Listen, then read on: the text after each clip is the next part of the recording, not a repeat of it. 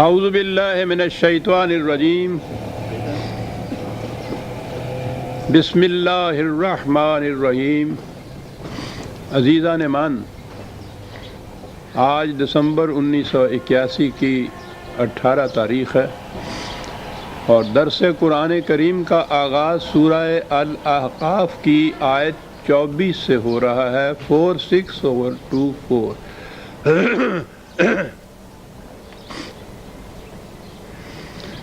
قرآن کریم نے وہ حق و باطل کی کشمکش جو شروع سے چلی آ رہی ہے، نبی اکرم صلی اللہ علیہ وسلم کے زمانے میں اس کی جو کیفیت تھی بیان کرتے ہوئے حسب معمول پھر سابقہ کی شہادات کو وہ پیش کرتا ہے، اور اس سلسلے میں اس نے قوم عاد کی مثال پیش کی تھی، اور دوسرے مقامات میں وہ بتاتا ہے کہ ان قوموں کے جرائم کیا تھے جن کی پاداش میں یا جن کے عواقب میں، پاداش نہیں کہنا چاہیے، جن کے عواقب میں یہ تباہیاں آئیں، یعنی ان کے کانسیکوینسز تھے یہ جو تباہیاں گنی جاتی ہیں۔ وہ سزا کا یا عذاب کا تصور ہمارے ذہنوں میں کچھ اور آتا ہے، وہ یوں آتا ہے کہ جیسے خارج سے کوئی اتھارٹی کسی کو ہنٹر مار رہی ہو، اور قرآن کی روح سے جزا اور سزا یہ ہے کہ انسان کے اعمال کے جو فطری نتائج ہیں یہ ان کا نام ہوتا ہے۔ قوموں کی تباہی کی بھی وہ صورت یہی بتاتا ہے کہ جب قوموں کا نظام باطل پہ ہوتا ہے وہ اقدار خداوندی کو پس پش ڈال دیتی ہیں، اور قوم عاد کے تو متعلق یہ ہے کہ وہ کمزوروں اور ضعیفوں کی ہڈیاں توڑ دیا کرتے تھے، اتنی سخت گرفت ان کی ہوتی تھی کمزوروں پہ، تو یہ تو بہت بڑا جرم ہے انسانیت کی بارگاہ میں۔ تو اس کی وجہ سے پھر وہ اس قدر اپنے ہی مقاصد کی بروئے کار لانے میں منہمک ہوتے تھے کہ وہ معاشرے کے حالات کو سدھارنے کے لیے جو چیزیں چاہیے، نظام کو مستحکم رکھنے کے لیے جو کچھ چاہیے، ان کی طرف سے توجہ ہی ان کی ہٹ جاتی تھی۔ تو یہ چھوٹی بڑی تباہیاں جو عام حالات میں اگر نظام درست ہو تو ان کا مداوع کر لیا جا سکتا ہے، وہ ان کے پاس اتنی بھی طاقت اس کی نہیں رہا کرتی تھی۔ یہ چیزیں آتی تو تھیں یہی جس طرح فطرت کے قاعدے کے مطابق آتی ہیں، سیلاب آتے ہیں، آندھیاں آتی ہیں، زلزلے آتے ہیں، لیکن ان قوموں میں جن میں پھر اس کی یا تو صلاحیت نہیں رہتی تھی یا وہ ادھر توجہ نہیں دیتے تھے، تو یہ چیزیں تباہی ان کو لے آتی تھی۔ لیکن قرآن کریم جس مقصد کے لیے ان واقعات کو بیان کرتا ہے وہ ان کے نتائج ہیں، نہ کہ یہ تاریخی واقعات خود۔ کہا یہ ہے قوم عاد کے متعلق، فَلَمَّا رَآهُ عَارِضًا مُسْتَقْبِلَ أَوْدِيَتِهِمْ قَالُوا هَذَا عَارِضٌ مُمْطِرُنَا بَلْ هُوَ مَا اسْتَعْجَلْتُمْ بِهِ رِيحٌ فِيهَا عَذَابٌ أَلِيمٌ تُدَمِّرُ كُلَّ شَيْءٍ بِأَمْرِ رَبِّهَا فَأَصْبَحُوا لَا يُرَىٰ إِلَّا مَسَاكِنُهُمْ كَذَٰلِكَ نَجْزِي الْقَوْمَ الْمُجْرِمِينَ۔ اب قوم المجرمین آخر میں کہہ کے بات بتا دی کہ وہ کس مقام پہ قوم پہ تھی۔ وہ جرائم کی فہرست دوسرے مقامات میں دی گئی ہے۔ واقعہ یہ بیان کیا گیا ہے کہ وہ خشک سالی کا زمانہ تھا، بارش کا انہیں بڑا شدت سے انتظار تھا۔ دور سے انہوں نے دیکھا کہ کوئی کالی گھٹائیں بڑھتی چلی آ رہی ہیں، چھا رہی ہیں، تو وہ خوش ہوئے اپنے قیاس کے مطابق کہ یہ بارش برسانے والی ہوائیں یا بادل آ رہے ہیں۔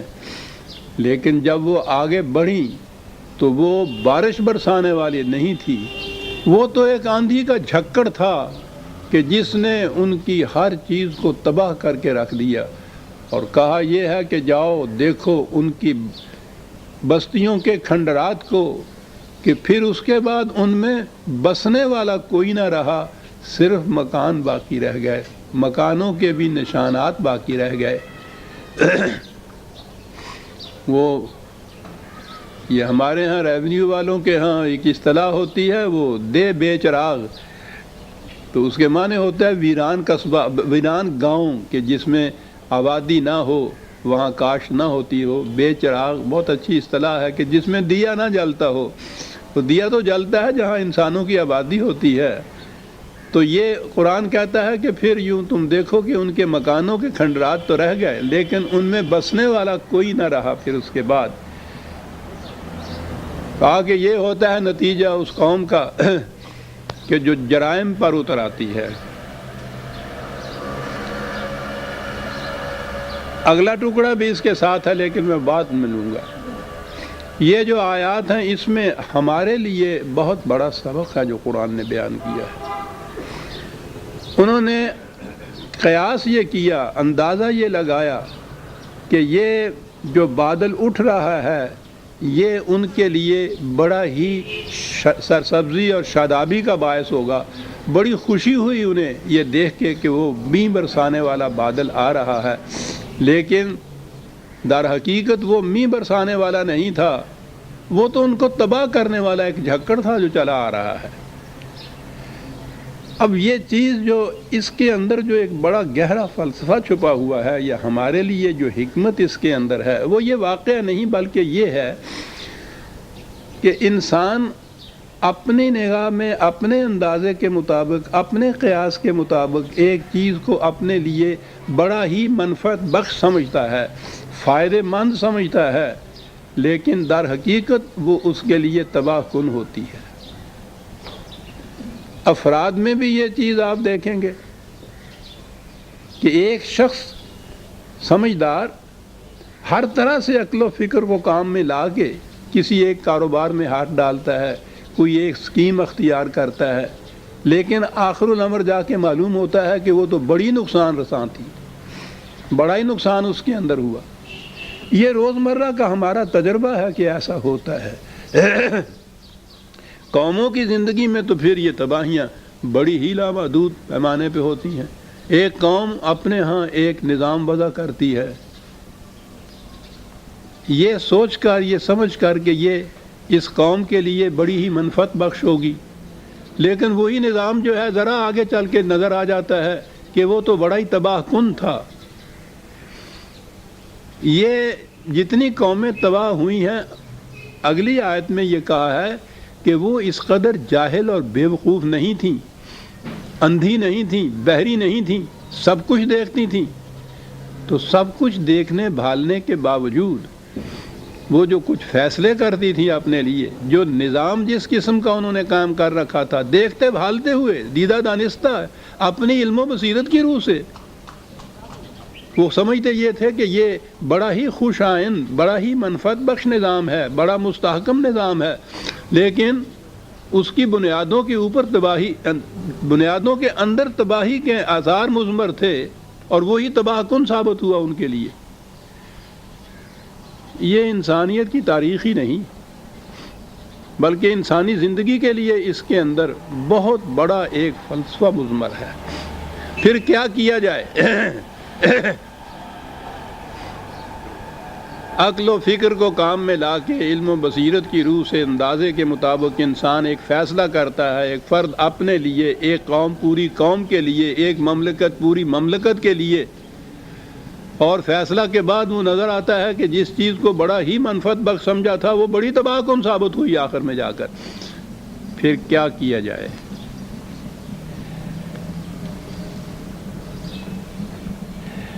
میں سمجھتا ہوں کہ اگلی آیت بھی سامنے لے آئی تو پھر اس کے مفہوم کو سمجھنے میں زیادہ آسانی رہے گی. وَلَقَدْ مَكَّنَّاهُمْ فِي مَا إِن مَّكَّنَّاكُمْ فِيهِ، ان کو اتنا تمکن حاصل تھا، اتنی بڑی مملکت تھی ان کی، اسٹیبلشڈ مملکت تھی ان کی، بڑی بنیادیں ان کی مضبوط تھیں. کہا کہ ایسی وہ مضبوط محکم مملکت کی مالک وہ قوم تھیں کہ اے قوم مخاطب یا قوم قریش یا حضور کے زمانے کے جو لوگ تھے، کہا تمہیں بھی وہ تمکن حاصل نہیں جو تمکن انہیں حاصل تھا. تو پہلی چیز تو یہ ہوئی کہ کوئی کمزور سی قوم یا مملکت نہیں تھی، بڑی مستحکم، بڑی ہی مضبوط مملکت تھی ان کی، تمکن حاصل تھا ان کو. اور اس کے بعد یہ کہ کوئی بیوقوفوں کی قوم نہیں تھی.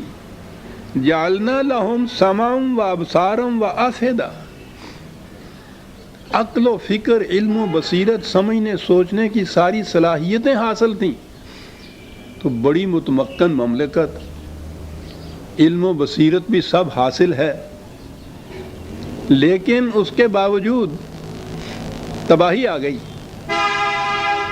یہ کیوں ہوا؟ فما اغنا عنہم سمعہم ولا ابصارہم ولا افئدتہم من شیء، لیکن ان کے علم و بصیرت نے، ان کے فہم و تدبر نے کچھ کام نہ دیا انہیں۔ کیوں؟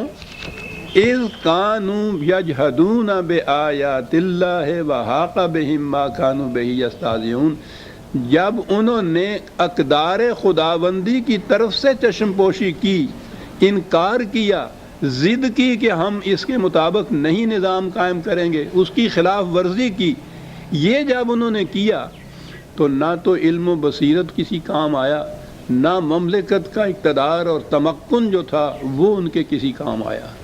مستحکم سے مستحکم مملکت بھی پرے کاہ کی طرح اڑ گئی، اور ان کی عقل و بصیرت تھی، ایسا نظر آیا کہ اس پہ پردے پڑ گئے ہوئے تھے۔ بات یہ کہی کہ جب یجحدون بآیات اللہ، جب وہ اقدار خداوندی سے انہوں نے انکار کیا اور اس کے خلاف اپنی مملکت کی بنیادیں قائم کی، تو اس کی وجہ سے نہ تو مملکت کا استحکام کسی کام آیا اور نہ ان کی علم و بصیرت نے ہی ان کو کچھ فائدہ پہنچایا۔ تو بہت بڑی چیز سامنے آئی ہمارے۔ پہلی چیز تو یہ کہ انسان اگر صرف اپنے عقل و بصیرت کی بنیاد کے اوپر کوئی فیصلہ کرتا ہے، میں آگے چل کے ابھی عرض کروں گا کہ یہ عقل و بصیرت اور علم تو بہت بڑی چیز ہے، قرآن بھی اس کی بڑی قدر و منزل بتاتا ہے، لیکن تنہا اگر اسی کی روح سے فیصلہ کیا جاتا ہے تو انسان کی نگاہ جس طرح سے، یہ تبھی نگاہ انسان کی آنکھ ایک حد تک جا سکتی ہے، اس سے آگے نہیں جا سکتی۔ انسان کا اپنا ذاتی علم و بصیرت یا قوم کی اپنا خیال و قیاس ایک حد تک جا سکتا ہے، اس سے آگے نہیں جا سکتا۔ یہ علم خداوندی ہے جو لامنتہا حد تک جا سکتا ہے۔ وہ کہتا یہ ہے کہ علم و بصیرت سے کام لو، لیکن وحی خداوندی کی روشنی میں کام لو۔ سورج ہو، تاریکی ہو، تو انسان کی آنکھ 2 قدم تک بھی نہیں کوئی دیکھ سکتی، ہاتھ کو ہاتھ سجھائی نہیں دیتا جسے کہتے ہیں، اور جب روشنی ہوتی ہے تو اب یہی نگاہ انسان کی کتنی دور تک چلی جاتی ہے، تمام خطرات کو بھانپ لیتی ہے جب روشنی سامنے آ جائے۔ وہ کہتا ہے کہ اسی طرح جیسے فزیکل لاز یہ ہیں، طبعی قوانین یہ ہیں کہ روشنی میں انسان کی آنکھ کام کرتی ہے، اسی طرح سے یہ جو ویلیوز کی دنیا ہے، اقدار کی دنیا ہے، اس میں بھی یہ صورت ہے کہ تنہا علم و بصیرت انسان کو دور تک نگاہ نہیں جانے دیتی اس کی۔ اس علم و بصیرت سے اگر وحی کی روشنی میں کام لیا جائے تو پھر وہ دور تک دیکھ سکتی ہے، پھر وہ اپنے نفع نقصان کو اچھی طرح سے بھانپ سکتی ہے۔ کہا یہ ہے قرآن نے۔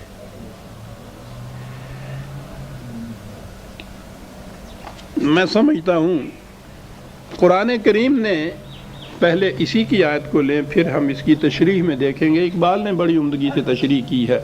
2/216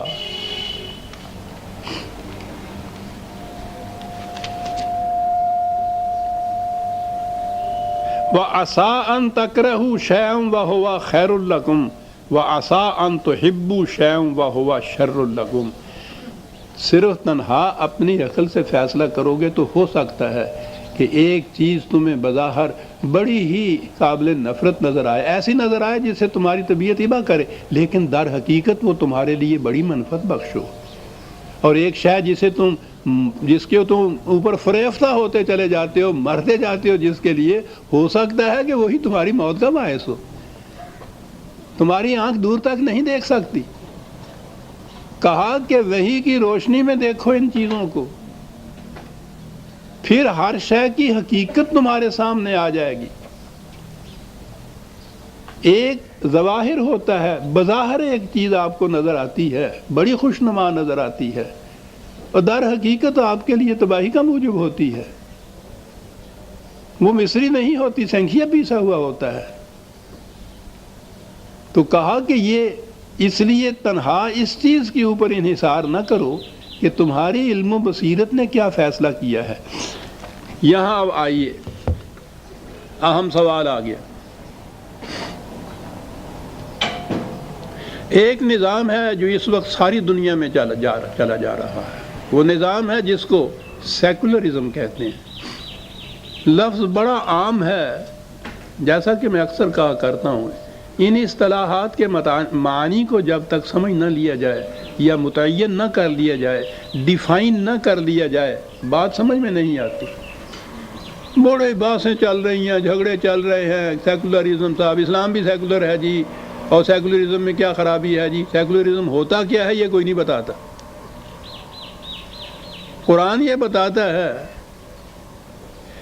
کہ صرف انسان کی اپنی عقل و بصیرت اور علم کو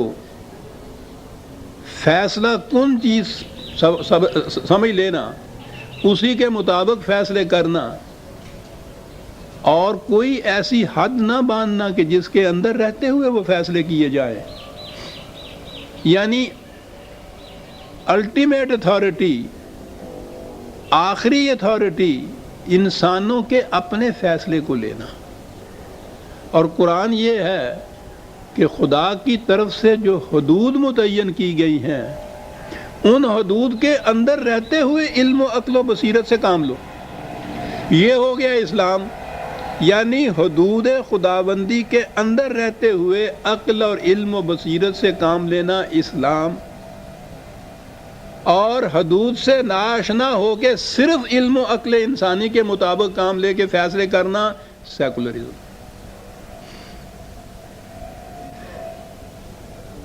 عقل و علم و بصیرت تو ساری اسلام کے اندر بھی، ابھی یہ قرآن نے جو کہا ہے میں بھی عرض کروں گا، وہ تو صاحب دو لفظوں میں بات ساری کہہ جاتا ہے۔ علم و عقل و بصیرت وہ اس کے خلاف ڈنڈا لے کے نہیں چل رہا، وہ اس کو بڑی اہمیت دیتا، لیکن شرط ایک لگاتا ہے کہ ان حدود کے اندر رہتے ہوئے ان سے کام لیا جائے جو خدا کی متعین کردہ ہیں اور غیر متبدل ہیں، ان کو تم بدل نہیں سکتے۔ وہ جو میں مثال دیا کرتا ہوں، آج کل وہ بہت ہاکی کے میچ کا سامنے آ رہے ہیں نا، تو کیا ہوتے ہیں یہ میچ؟ صرف وہ باؤنڈری لائن جو ہیں ان کے اندر رہتے ہوئے ٹیم کو اجازت ہوتی ہے کہ وہ گیند کو لے جائے گول کے پاس، ذرا ان لائنز کی خلاف ورزی کی تو سیٹی بج جاتی ہے۔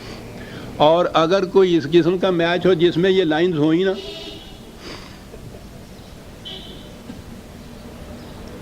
تو سیکولرزم وہ میچ ہے جس میں یہ حدود کی باؤنڈری لائنز نہیں ہوتی اور دو ٹیمیں ہوتی ہیں اس کے اندر ہاکی سٹک لیے ہوئے۔ تو پھر ہوتا کیا ہے جو کچھ دنیا میں ہو رہا،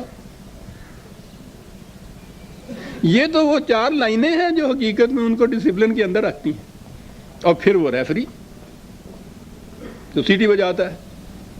یہ ہے اسلامی نظام، حدود خداوندی جو غیر متبدل ہیں، ایک مرکزی اتھارٹی جو ریفری کا کام دیتی ہے، اس کے اندر ٹیمیں، اور سیکولرزم ہے یہ باؤنڈری لائن اٹھائی ہوئی اور ٹیمیں اندر اس کے ہاکی سٹیک کی نہیں، پھر وہ ایٹم بم بھی ساتھ لیے ہوئے چلی آ رہی ہوتی ہیں۔ تو ظاہر ہے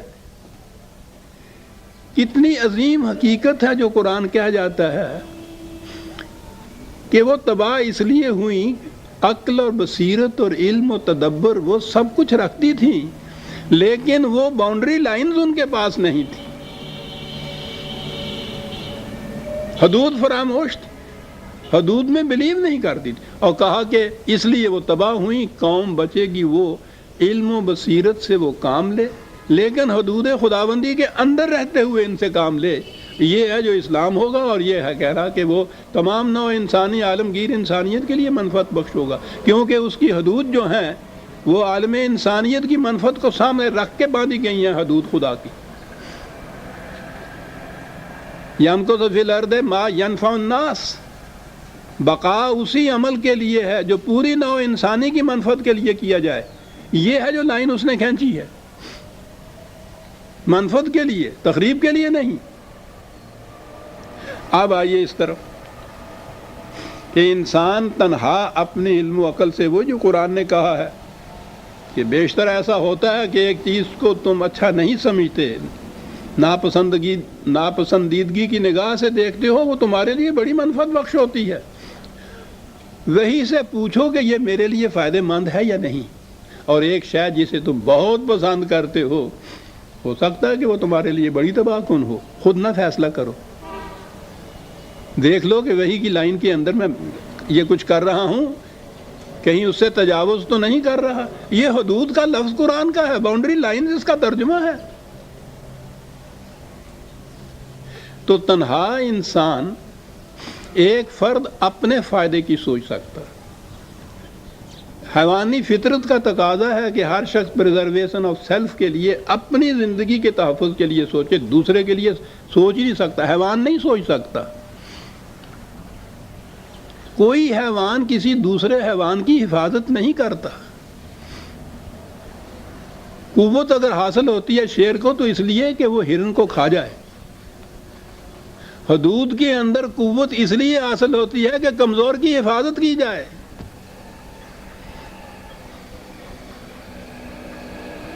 یہ ہے حدود سے مطلب۔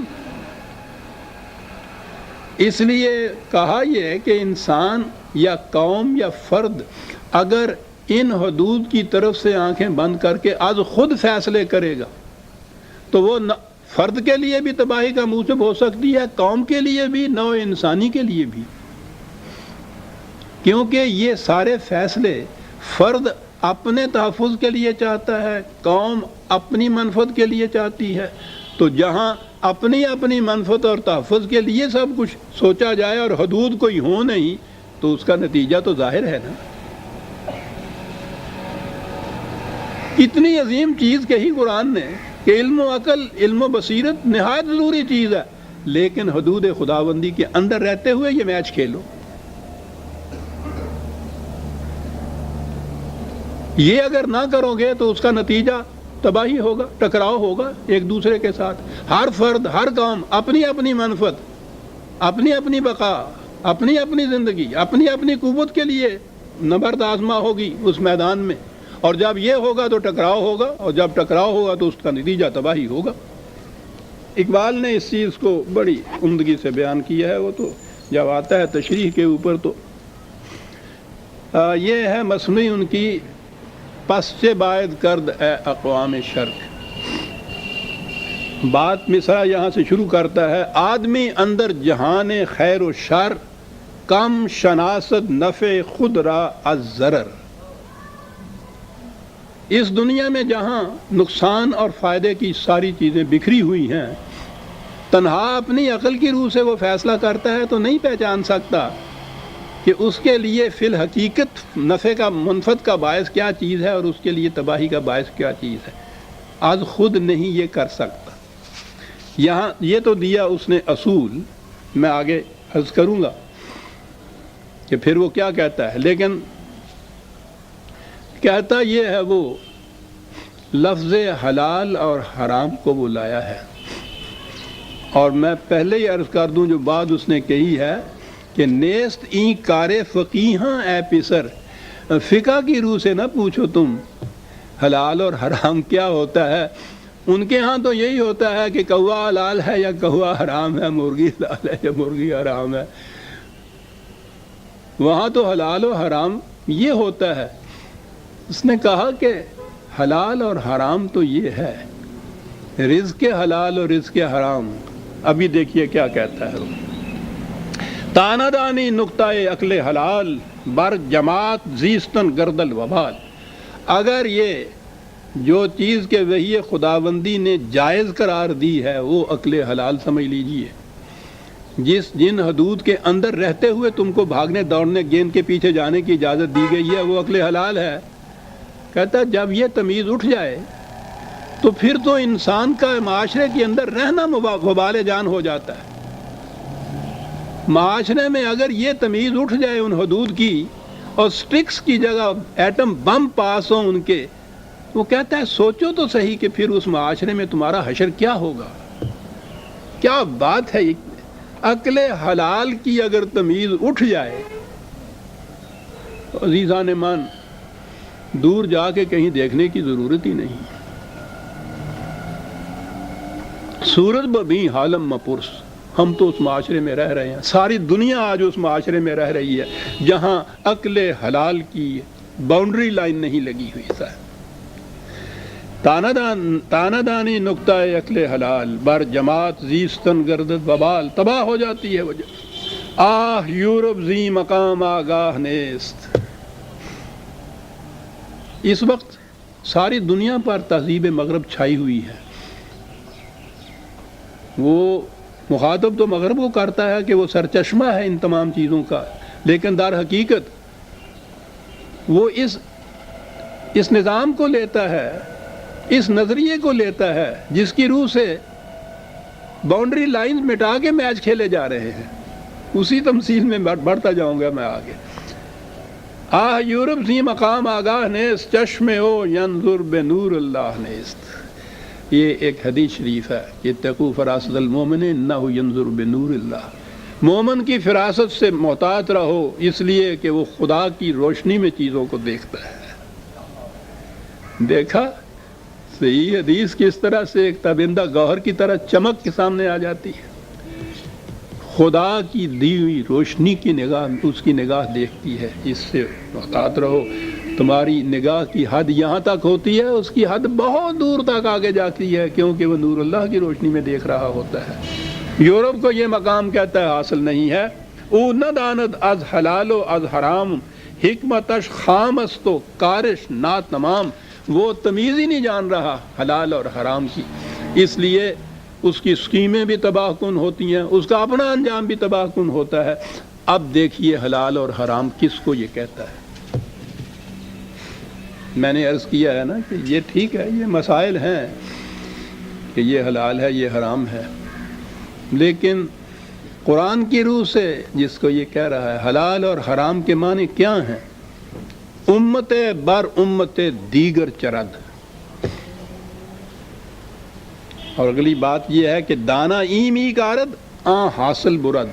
یہ نظام کہ محنت کوئی کرے اور محنت کا حاصل کوئی دوسرا لے جائے، کہتا ہے یہ ہے حرام اور حلال. حلال تو یہ تھا کہ جو محنت کرے وہ اس حاصل کو لے جائے. حرام یہ ہے کہ محنت کوئی کرے اور لے جائے دوسرا، جو وہ لے گیا ہے وہ حرام ہے. کہتا آج فرد کی بات نہیں، امتوں کی قوموں کی بات بھی یہ ہے کہ ہر قوم دوسری قوم کی کھیتی کے اوپر چلتی ہے. سیاست اور اقتصادات حاضلہ اس کے اوپر جن کی نگاہیں ہیں وہ جانتے ہیں کس طریقے سے یہ بڑی استبداد والی قومیں، سپر پاور جن کو کہتے ہیں، یہ دنیا کی دوسری جو کمزور قومیں ہیں ان کے خون کا آخری قطرہ تک کیسے نچوڑ کے لے جاتی ہیں. امت بر امت دیگر چرد. یہ سپر پاورز کی قومیں غریبوں کی کھیتیوں کے اوپر چڑھ کے موٹی ہوتی. دانا ایم ای گارد آن حاصل مراد. کاش یہ کرتا ہے اور جو فصل ہے اس کو وہ لے جاتا ہے، کہتا ہے یہ ہے حرام اور حلال. آپ نے دیکھا کہاں تک چلی گئی بات. وہ جو اس نے کہا ہے کہ نیستی کار فقیہاں اے پسر، میں ابھی عرض کرتا ہوں کہ ہمارے ہاں کی فقہ بھی کہاں جاتی. دو شعر اور اس کے سن لیجیے. از ضعیفہ ناربودن حکمت است. کاریگری کا ہے کہ کیا ہے، علم و بصیرت کس کام آتا ہے؟ کمزوروں کے منہ سے روٹی چھین لینا، کہ کس تدبیر سے ان کی روٹی چھینی جائے. ساری عقل ان کی اس کام میں صرف ہوتی ہے. کام یہ بھی لیتے ہیں عقل سے، لیکن اس کے لیے لیتے ہیں کہ کمزور کے ہاتھ سے روٹی کیسے چھینی جائے. از تنے شان جان ربودن حکمت است. ان کے جسم سے جان کس طرح سے کھینچ لی جائے، سارا علم و تدبر اس کام آتا ہے ان کا. شیوائے تہذیب نو آدم دریست. یہ تہذیب نو کیا کرتی ہے؟ پھاڑ کھاتی ہے انسانوں کو جنگل کے شیروں کی طرح، درندوں کی طرح کمزوروں کو چیر پھاڑ کھاتی ہے. پردہ آدم دریست سوداگری است. یہ ٹھیک ہے جی. آگے دیکھیے یہ نظام اقتصادیات کا، اکنامکس کا ان کا. ای بنوک ای فکر چالاک یہود، یہ بینک سسٹم جو انہوں نے ایجاد کر رکھا ہے، یہودیوں کی چالاک فکر کی پیدا کردہ یہ چیز ہے۔ ساری دنیا کی اقتصادیات جتنی بھی ہیں آپ حیران ہوں گے یہ یہودیوں کے ہاتھ میں ہیں۔ یہ بڑی بڑی جن کو سپر پاورز کہتے ہیں، ایٹم بم لیے پھرتے ہیں، ان کی رگے جان پنجہ یہود میں ہے۔ یہ دنیا کی بڑی بڑی مملکتیں ان کے بل بوتے پہ چلتی ہیں۔ سارے بڑے بڑے بینک جتنے بھی ہیں، سارے بڑے بڑے اقتصادی نظام جتنے بھی ہیں، انسٹیٹیوشنز، آرگنائزیشنز یہودیوں کے قبضے میں ہیں۔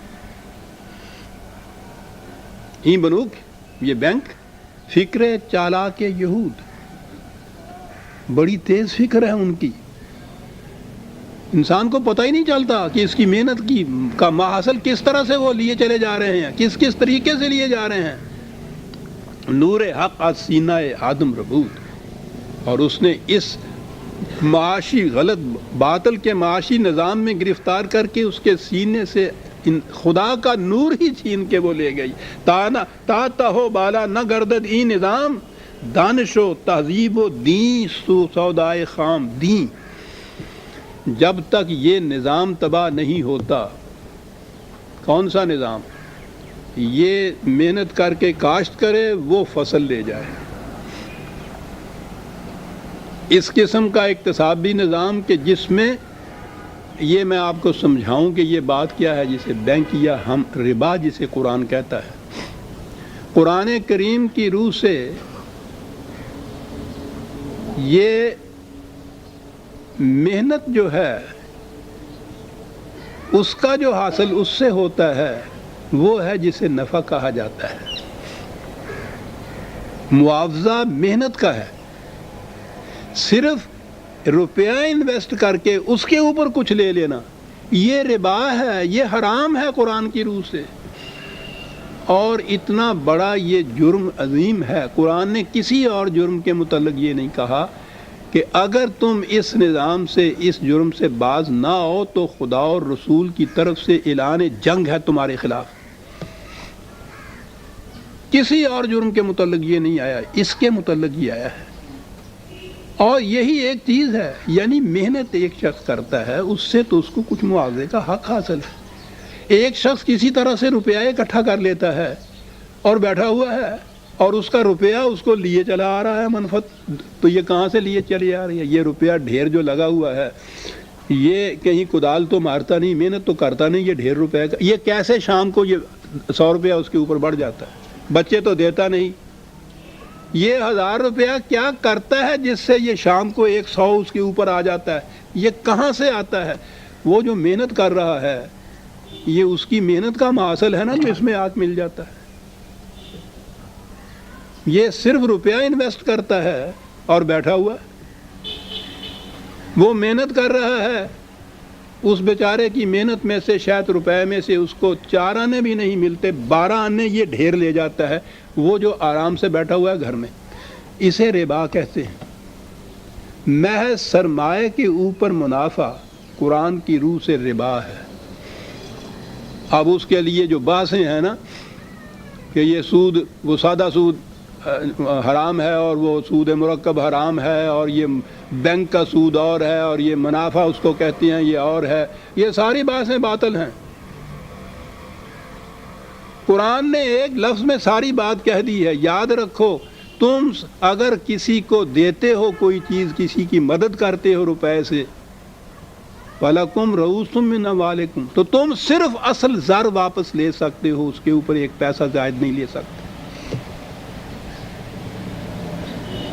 اصل زر کے اوپر ایک پائی بھی جو لینا ہے وہ ربا ہے، وہ حرام ہے قرآن کی روح سے۔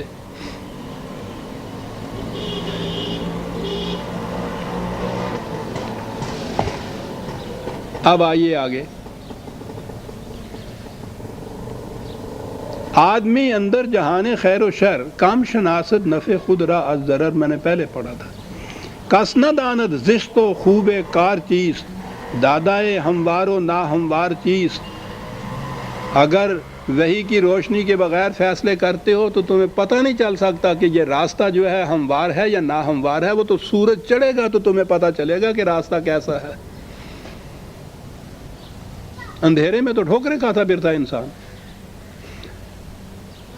گر جہاں داند حرامش را حرام، جس چیز کو وہی نے حرام کیا ہے، اگر انسانیت بلکہ دنیا اس کے حرام کو حرام سمجھ لے تا قیامت پختہ ماند ای نظام، تو یہ نظام قیامت تک مستحکم رہے گا اگر اس کے حرام کیے ہوئے کو حرام سمجھ لے. تو ابھی عرض کروں گا وہ میں جو جس چیز کے لیے لایا تھا میں یہاں، وہ اگلا مصرع ہے کہ نیست این کار فقیہاں اے پسر،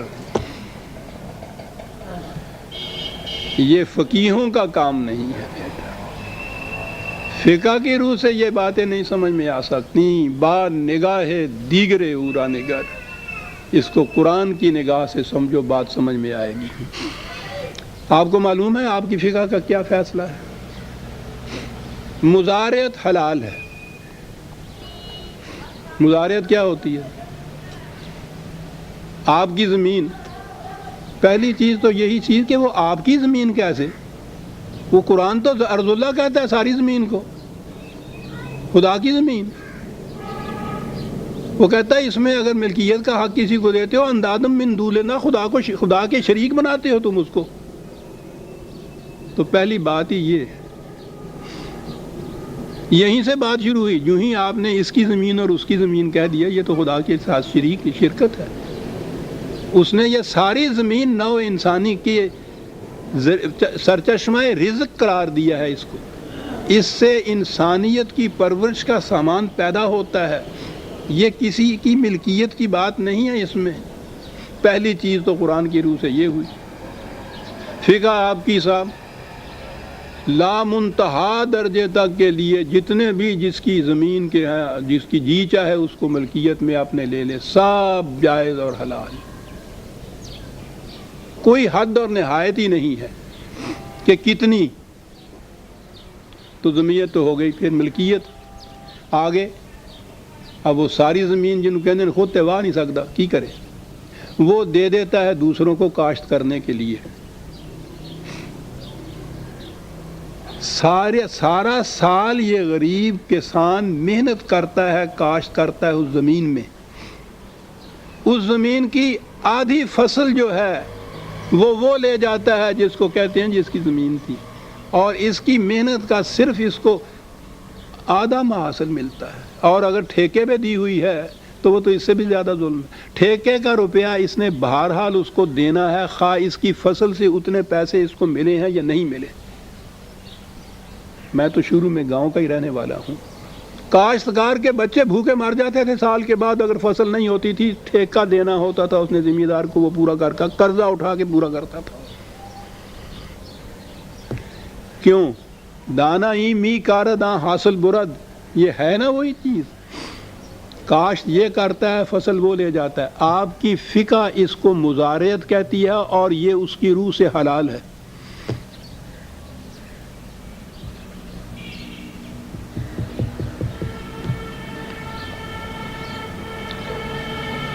کاروبار کوئی کرتا ہے، ایک شخص صرف اپنا سرمایہ لگا دیتا ہے، انویسٹ کرتا ہے اس سے صرف سرمایہ. سارا سال محنت وہ کرتا ہے تجارت میں، بھاگ دوڑ سب مشقت کرتا ہے، اور اس کے بعد یہ اس کے منافع میں سے جو طے شدہ ہے گھر بیٹھے ہوئے لے جاتا ہے. سرمایہ کے اوپر منافع لے لیتا ہے. تو یہی تو ربا تھا. فقہ نے اس کا نام مزاربت رکھ لیا، یعنی نام صرف بدل لیا. دیوداس کو عبد الرحمن کہہ دیا. کہتے ہیں نہیں یہ مزاربت ہے. یعنی وہ پہلی چیز جو میں نے عرض کی کہ دانا ای می کار داں اصل برد مزارعت ہے. یہ کہ انویسٹمنٹ سے سلیپنگ پارٹنرشپ جو ہے بیٹھا ہوا ہے گھر میں، اصل اس کا محفوظ ہے. جب بھی اس نے معاملہ ختم کرنا ہے وہ اصل اس کے ذمے ہے، وہ لے لینا ہے، گردن پن کے لے لینا ہے وہ کو، اور اس کے اوپر آتا چلا جاتا ہے یہ منافع. وہ کماتا ہے، یہ اس میں سے کھاتا ہے. یہ ربا ہے. انہوں نے اس کی اصطلاح رکھ دی مزاربت ہے.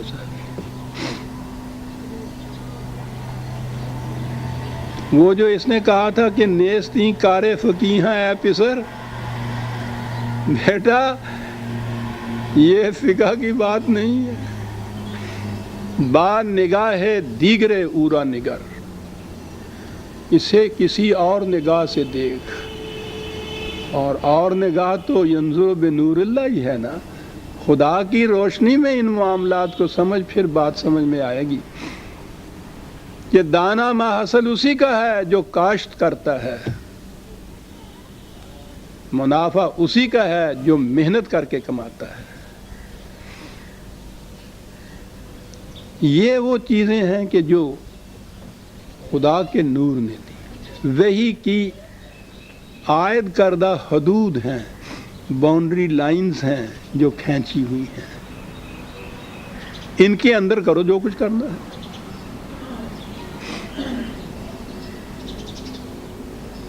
جتنی محنت جی چاہے کرو اپنی زمین کے اوپر، جو محنت تم کرو گے اس محنت کا حاصل تمہارا ہوگا، کوئی دوسرا اس میں شریک نہیں ہو سکتا. محنت کرو، اس میں پیسے بھی لگاؤ، جو بھی اس میں سے منفعت ہوگی تمہاری ہوگی، دوسرا شخص اس میں نہیں لے جا سکتا.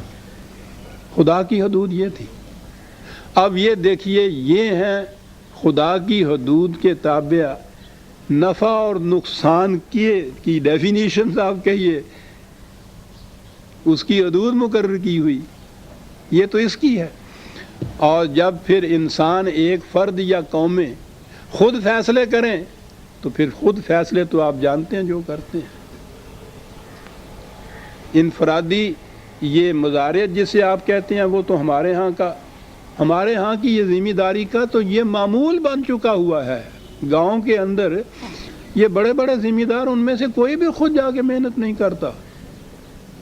وہ سارا کچھ وہ مزارع جو کچھ وہاں کاشت کرتا ہے، اس میں سے آدھی فصل اس کے گھر آ جاتی ہے.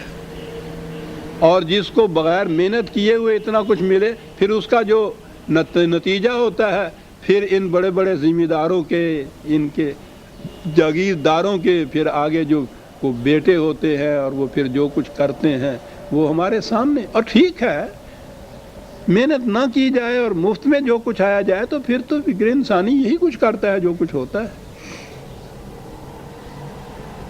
یہ تو محنت ہے کہ دوسری طرف اس کا دھیان ہی نہیں جانے دیتی.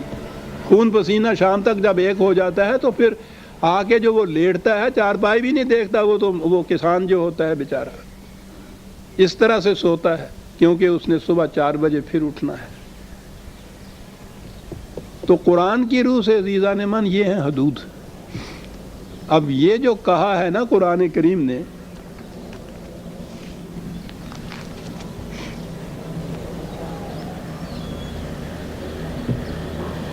کہ وہ تباہ اس لیے ہوئی قومیں، یہ نہیں تھا کہ ان کی مملکت کمزور تھی، یہ نہیں تھا کہ علم و بصیرت ان کے پاس نہیں تھی.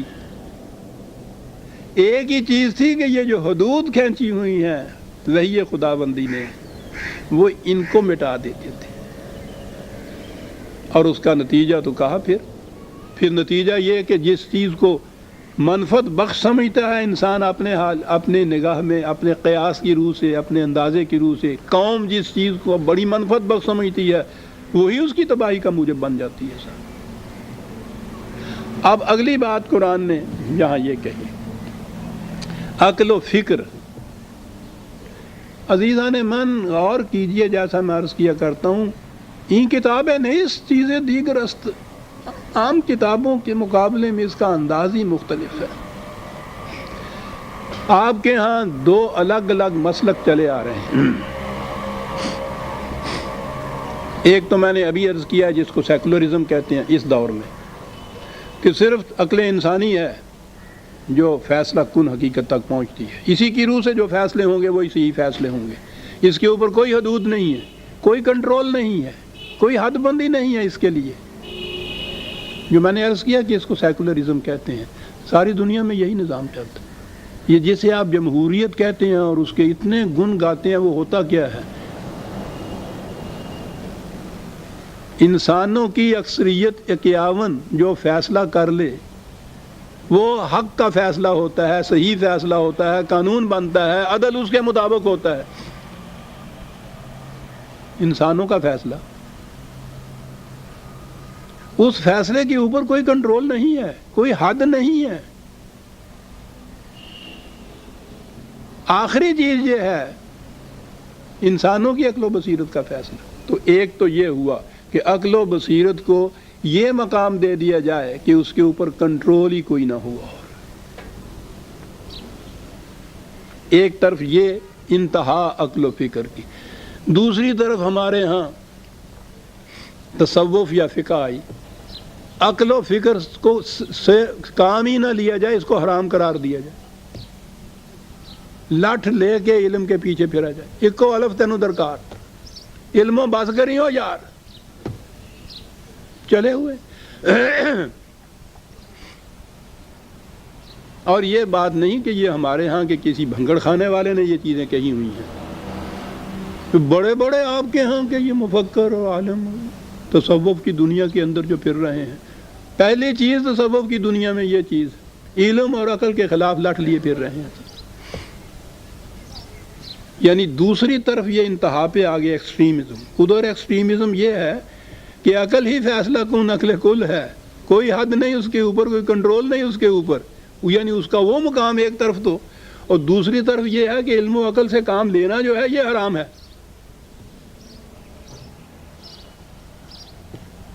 کار استدلالیاں 24 ہوا، کار 24 سخت بے تمکین ہوا. دلیل اور برہان سے کام لیا تم نے تو بس تباہ ہو گئے تم. وہ یہ کہہ رہے ہیں مولانا روم صاحب. اور قرآن دلیل اور برہان کو پیش کرتا ہے اور دوسروں سے بھی کہتا ہے کہ تم اگر اس کی مخالفت کرتے ہو تو لاؤ دلیل اس کے حق میں لاؤ. میں بھی دلیل دیتا ہوں. یہ کہہ رہے ہیں کہ دلیل دینے والے کا تو کام ہی بیڑا غرق ہوتا ہے. یہ ہے. دوسری طرف یہ ہے تصوف. دوسری طرف آپ کے ہاں کہ یہ فقہ کے قانون، اس میں عقل کو دخل نہیں آپ دے سکتے. یعنی یہ چیز جو ہے کہ اگر قتل کے جرم میں خون بہا کا فیصلہ ہو، وہ قیمت جو دے دیتے عدالت جو فیصلہ کرتا ہے، جان کی قیمت کہتے ہیں، خون بہا کہتے ہیں اس کو، یہ دے دیا جائے تو فقہ کا آپ کے ہاں فیصلہ یہ ہے کہ مرد اگر قتل ہو جائے تو مثلا اس کی قیمت 10,000 دینی ہوگی، تو عورت قتل ہو جائے تو آدھی دیت ہوگی اس کی. یعنی عورت کی زندگی کی قیمت بھی آدھی مرد کے مقابلے میں. کوئی علم و بصیرت و دلیل اس کی تائید کرتا ہے؟ قرآن کے تو یکسر خلاف ہے. اگر اس سے دلیل اور علم سے آپ بحث کریں گے تو وہ کہیں گے کہ نہیں یہ احکام شریعت ہے، اس کے اندر علم نہیں آ سکتا. غور کیجئے آپ. یعنی دونوں ہی چیزیں آپ کے ہاں جو ہیں، ایک طرف ایکسٹریمزم اتنی ہے جو مغرب کی سیکولرزم ہے کہ اس میں کوئی حد نہیں ہے بندی ہوئی، لا انتہا درجے تک وہ عقل کو ہی دہراتے ہیں آخری. دوسری طرف یہ چیز ہے کہ نہ تصوف میں آپ کے ہاں عقل ہے، نہ ان قوانین کے متعلق یہ ہے کہ آپ عقل کی روح سے ان کو فیصلہ کر لیجئے. عقل کی روح سے فیصلہ نہیں کر سکتے آپ. وہ مقرر ہیں اور پھر ان کے متعلق یہ ہے کہ غیر متبدل ہیں، قیامت تک ہیں، یہ اسی طرح سے رہیں گے. اس میں نہ تبدیلی کر سکتے ہو، نہ غور و فکر کر سکتے ہو، نہ اپنے زمانے کے تقاضوں کو دیکھ سکتے ہو، بالکل نہیں. دوسری طرف یہ کیفیت ہے سر، علم اور عقل کے پیچھے یہ لاٹ لیے. یہ دونوں چیزیں آپ کے ہاں چلی آ رہی ہیں. ایک طرف یہ قوانین جو ہیں فقہ کے، وہ آپ کے ہاں کی شریعت ہے، اور پھر اس کے بعد تو مغز دین جسے کہتے ہیں وہ آپ کے ہاں کا تصوف ہے کہ جس میں علم اور عقل جو ہے اس کو پاس نہیں آنے دیتے. ان کی کھینچی ہوئی حدوں کے اندر وہ قدم نہیں رکھ سکتی، نہ علم نہ عقل. یہ مغز دین ہے، وہ شریعت ہے آپ کے ہاں کی، اور اس میں آپ چلے آ رہے ہیں. اب قرآن کو دیکھیے کہ 2 لفظوں میں بات کتنی بڑی کہہ گیا. کہا وہ تباہ ہو گئے، اس لیے نہیں کہ وہ علم اور عقل و بصیرت نہیں رکھتے تھے، رکھتے تھے وہ، تو اہمیت اس کی ہے نا یہ. لیکن اب یہاں آ گئی قرآن. یہاں تک تو ہوئی بات سیکولرزم کی کہ علم اور عقل و بصیرت رکھتے تھے. کیا بات تھی جس کی وجہ سے تباہ ہو گئے؟ انہوں نے حدود خداوندی جو تھی ان کو مٹا دیا ہوا تھا. وہ ان کے اندر رہتے ہوئے عقل و بصیرت سے کام نہیں لیتے تھے. یہ ہوا اسلام. تو آپ نے دیکھا کہ ایک لفظ سے کہ جب انہوں نے حدود خداوندی سے انکار کیا تو علم و عقل و بصیرت کسی کام نہ آئی، تباہ اس نے کر دی. تو گویا علم و عقل و بصیرت اس کی اہمیت بھی بتا دی اور اس سے کام لینے کا طریقہ بھی بتا دیا. یہ ہوا عزیزان مان اسلام جسے آپ کہتے ہیں. دونوں طرف کی ایکسٹریمزم جو ہے، انتہائی درجے کی تو افراط و تفریط جسے آپ کہتے ہیں، نہ عقل بے باک جو ہے اس کے لیے چھٹی دی، نہ اس علم اور عقل کے خلاف جو لٹ لیے پھرتے ہیں اس کو دین کہا کہ علم اور عقل نہایت ضروری چیز ہے، صرف اس سے حدود خداوندی کے اندر رہتے ہوئے کام لیا جائے. تو آپ نے دیکھا کہ وہ قرآن